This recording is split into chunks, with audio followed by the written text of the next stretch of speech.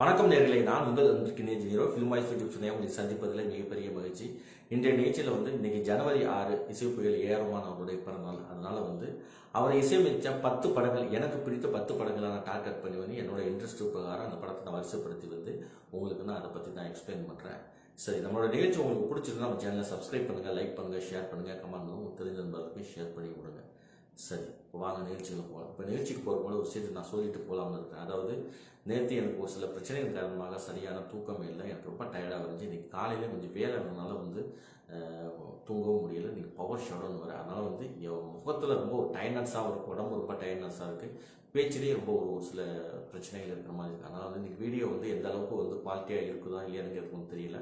But உங்களுக்கு அந்த அளவுக்கு தெரியலைன்னா ஓகே, நம்ம சின்ன ஒரு வருத்தத்தை தெரிஞ்சுக்கிட்டு நம்ம அந்த நிகழ்ச்சிக்கு போகலாம். இப்போ இசைப்புயல் ஏஆர் பார்த்தீங்கன்னா அவருடைய வாழ்க்கை வரலாறு, அவர் எத்தனை படங்கள் மியூசிக் பண்ணியிருக்காரு, அவர் என்னென்ன சாதனை பண்ணியிருக்காரு, எப்படி எல்லாம் ட்ராவல் ஆகிருக்காங்கிற விஷயம் நம்ம ஆல்ரெடி நம்ம ஒரு வியூஸ் நம்ம சொல்லியிருக்கோம். சரி, இப்போ நம்ம அதை பற்றிலாம் பார்க்காம எனக்கு பிடிச்ச 10 படங்கள் என்னென்னங்கிற தரவரிசையில் பார்த்தோம்னா எனக்கு பிடிச்ச முதல் படம், அவர் முதல் மியூசிக் பண்ண 92 வெளிவந்த ரோஜா தான். அந்த படம் பார்த்தீங்கன்னா மணிரத்னம் அவரோட டைரக்ஷன் பண்ணி ஏஆர் ரஹ்மான் முதல்ல மியூசிக் அடித்த ஒரு படம் பார்த்தீங்கன்னா பட்டி தொட்டி அங்கே ஒரு பெரிய பரபரப்பை ஏற்படுத்தி விட்டுருச்சு. ஏன்னா அந்த காலகட்டத்தில் ஒரு பக்கம் பார்த்தீங்கன்னா இசை புயல் ஒரு பக்கம் இருந்தாலுமே அப்போ தான் அறிமுகமாறாரு. ஆனால் அந்த டைமில் வீட்டில் இருந்தது யாருன்னு பார்த்தீங்கன்னா நம்ம ராஜா சார் தான்.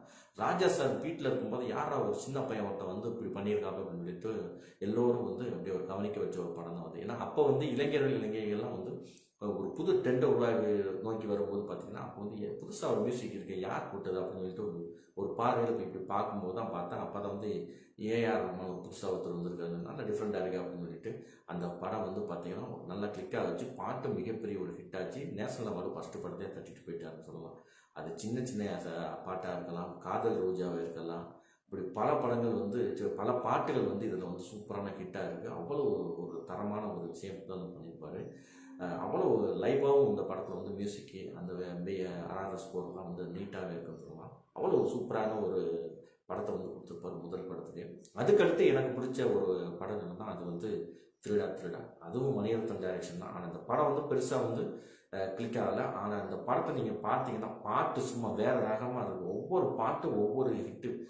ஒரு ஒரு ஒரு ஒரு ஒரு முக்கியமான விஷயத்தை தான் அந்த படத்தில் எடுத்திருப்பாங்க. அதாவது இந்த கரன்சி நோட்டு எப்படி எங்கே அச்சடிச்சு அது எப்படி ட்ரான்ஸ்ஃபர் ஆகி எப்படி ஒருத்தர் கொலை கூட்டத்தில் கை மாறி போகிற விஷயத்தை தான் எடுத்திருப்பாங்க. ஆனால் இதுக்கு பார்த்தீங்கன்னா பாட்டெல்லாம் செம்ம ஹிட். ஒரு பக்கம் பிரசாந்த், ஒரு பக்கம் ஆனந்த் நடிச்சிருப்பாங்க. பிரசாந்த் அந்த டைமில் வளர்ந்துக்கிட்டு இருக்க நடிகர் சும்மா சூப்பராக ஆக்டிங் பண்ணியிருப்பாங்க. நல்லா அவருக்கு இந்த படம் பார்க்க விருப்பம். என்ன தெரியல, அந்த படம் அப்போ பெருசாக போகலை. இந்த படத்தில் எல்லா பாட்டுமே ஹிட்டு. அது ஒரு சில பாட்டு சொல்ல முடியாது, அனைத்து பாட்டுமே ஹிட்டு. அதாவது கண்ணும் கண்ணும் கொள்ளையடித்தால், அப்புறம் பார்த்தீங்கன்னா ராசாத்தி, அப்புறம் வீரபாணி கோட்டையில், அந்த மாதிரி சுற்றும் பூமி வேண்டும், எக்கச்சக்கமான பாட்டு இந்த படத்தில் இருக்கும். அதே மாதிரி இன்னொரு ஒரு வெஸ்டர்ன் சாங் ஒன்று இருக்குது, கொஞ்சம் நிலவு. இதெல்லாம் சும்மா வெறிய தரமான ஒரு பாட்டாகவும் இருக்கும். அப்படி ரொம்ப சூப்பராக இருக்கும். இந்த படத்துலையும் ரொம்ப ஒரு சூப்பரான ஒரு பேக்ரவுண்ட் ஸ்கோர் பண்ணியிருப்பார். ஒரு மியூசிக் மட்டும் ரிப்பீட்டடாக வந்துகிட்டே இருக்கும். அது அந்த சேசிங் சீன்லாம் சும்மா சூப்பராகவே இருக்குன்னு சொல்லலாம். அதுக்கப்புறம் எனக்கு ரொம்ப பிடிச்ச பாட்டுனா படம்னா அது கண்டிப்பாக 96ல் இந்தியன் தான். இந்தியன் மிகப்பெரிய எதிர்பார்ப்பு. ஒன்று சங்கர், இன்னொரு பக்கம் கமல், 2 பேரும் முதல்ல கூட்டணி இணைகிறாங்க. அப்போ ரகுமானுக்கு எப்படி மியூசிக் பண்ணுவாங்க. ஏன்னா அது வரைக்கும் பார்த்தீங்கன்னா ரகுமான் சேர்ந்தது கிடையாது கமலோட. கமலோட பெரும்பாலும் இளையராஜாவோட அடிச்சுட்டு தேவாவோட அப்போதான் ஒரு படமாக என்னமோ பண்ணுறாருன்னு நினைக்கிறேன். எனக்கு சரியாக ஞாபகம் இல்லைன்னு நினைக்கிறேன். ஆனால் அதுக்கப்புறம் தான் பண்ணாருன்னு தெரியல.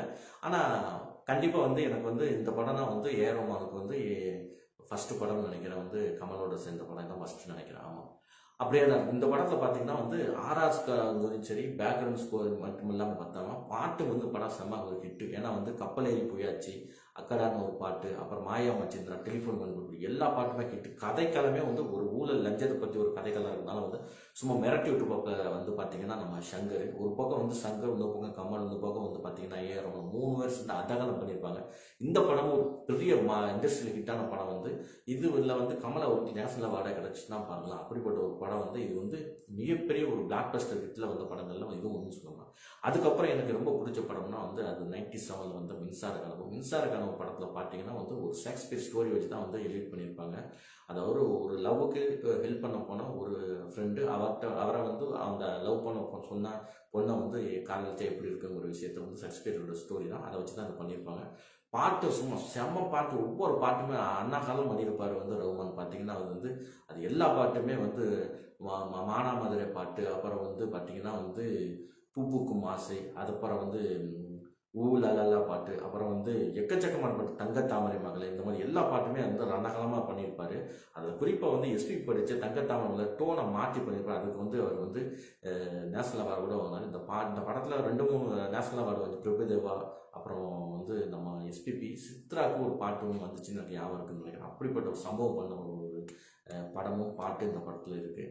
அதுக்கப்புறம் நம்ம பார்க்கக்கூடிய ஒரு படம் என்னன்னு பார்த்தீங்கன்னா வந்து எனக்கு பிடிச்சது. அதுக்கப்புறம் பார்த்தீங்கன்னா ரகுமான் அவர்கள் ஹிந்தி படங்கள் நிறைய பண்ணாலுமே அவர் வந்து ரங்கிலாவில் ரொம்ப கிளிக் பண்ணார். அதுக்கப்புறம் பார்த்தீங்கன்னா ரங்கிலாவுக்கு அப்புறம் வந்து அவர் ரொம்ப பாலிவுட்டில் ரொம்ப ஃபேமஸ் ஆகிட்டு பார்த்தீங்கன்னா தாள்னு ஒரு படம் படித்தார். தாளனுங்கிற தமிழில் வந்துச்சு. அதுலேயும் பார்த்தீங்கன்னா சும்மா வெறித்தனமான ஒரு பாட்டெல்லாம் செம சூப்பராக இருக்கும். ஒவ்வொரு பாட்டுமே வந்து அதில் அனில் கபூர், அப்புறம் வந்து பார்த்தீங்கன்னா வந்து அக்ஷய் கண்ணா, அதுக்கப்புறம் வந்து ஐஸ்வர்யா நடிச்சிருப்பாங்க. பாட்டு எல்லாமே அதகலமாக பண்ணியிருப்பார். ரொம்ப சூப்பராக இருக்குது அந்த படத்தில். எல்லா பாட்டுமே சூப்பரான ஒரு ஹிட்டுன்னு சொல்லலாம். அதுக்கப்புறம் எனக்கு ரொம்ப பிடிச்ச பாட்டுனா ஜீன்ஸ். 98 வந்து ஜீன்ஸு, அதுவும் சங்கர் தான் டைரக்ட் பண்ணுறாரு. இந்த கூட்டணியில் பார்த்தீங்கன்னா பிரசாந்த் வந்து டபுள் ஆக்டர் நடிக்கிறாரு. டபுள் ஆக்டரில் வந்து செமையாக ஒரு ட்வின்ஸ் கதை வந்து ஒரு ஃபாரின்லேருந்து இங்கே வந்து ஒரு ஃபேமிலி வந்து கல்யாணம் பண்ணுறதுக்காக நடக்கிற ஒவ்வொரு சுவாரஸ்யமான விஷயங்கள் ரொம்ப சூப்பராக பண்ணியிருப்பாங்க. பாட்டு எக்கச்சக்கமான ஹிட்டு. அது வந்து கொலம்பஸ் பாட்டு, ஹைரப்பா ஹைரப்பா பாட்டு, அதுக்கப்புறம் வந்து பூவுக்கள் விழுந்திருக்கு, இந்த மாதிரி எக்கச்சக்கமான பாட்டுகள் வந்து ஒரு கம்ப்யூட்டர் கிராஃபிக்ஸ் பாட்டு கூட ஒன்று இருக்குது. ரொம்ப நீட்டாகவே பண்ணியிருப்பாரு. பார்த்தீங்கன்னா அந்த படத்தில் வந்து ரகுமானை வந்து ரொம்ப சூப்பராக ஒரு எஃபெக்டிவாக கொடுத்த படங்களில் இதுவும் ரொம்ப முக்கியமான ஒரு படம் சொல்லலாம். ரொம்ப நல்லா ஹிட்டான படம் சொல்லலாம். அதுக்கப்புறம் எனக்கு ரொம்ப பிடிச்ச படங்கள் அப்படின்னா என்னென்ன படம் சொல்லணும்னா வந்து பார்த்தீங்கன்னா வந்து நிறைய இருக்குது. அதில் வந்து எனக்கு ரொம்ப பிடிச்ச படம்னா வந்து அது 2010 வந்து விண்ணை தாண்டி வருவேன். அந்த படம் வந்து பாட்டு செம்ம ஹிட்டு. கௌதம் மாஸ்டரோட சேர்ந்த ஒரு படம், சும்மா தாறுமாறான ஒரு ஹிட்டு கொடுத்த படம். இந்த படத்தில் வந்து பார்த்தீங்கன்னா வந்து பாட்டு மட்டும் இல்லாமல் கதையுமே ரொம்ப சூப்பராக ஒரு லவ் ஸ்டோரி கதை தான் வந்து. அந்த லவ் ஸ்டோரி எப்படி ப்ரெசன்டேஷன் பண்ணியிருக்காரு, எப்படி இயல்பாக இருக்குது, அந்த காலகட்டத்துக்கும் எந்த காலகட்டத்துக்கும் பொருந்துற மாதிரி ஒரு விஷயத்தை வந்து பண்ணியிருப்பார் வந்து. இன்னும் சொல்லப்போனால் நம்ம நேற்று தான் விண்ணை தாண்டி வருவே ரிலீஸ் பண்ணதுனால அதை பற்றி நம்ம ஒரு எக்ஸ்பிளைன் பண்ணி ஒரு வீடியோ ஒன்று போட்டிருந்தோம். அதனால வந்து பார்த்தீங்கன்னா இந்த படத்தில் எல்லா பாட்டுமே ரொம்ப சூப்பராக இருக்கும். ஆர்ஆர் ரொம்ப அட்டகாசம் பண்ணியிருப்பான்னு சொல்லலாம். ரொம்ப ஒரு நீட்டான ஒரு பர்சன்டேஜ் இந்த படத்தில் வந்து சூப்பராக இருந்துன்னு சொல்லலாம்.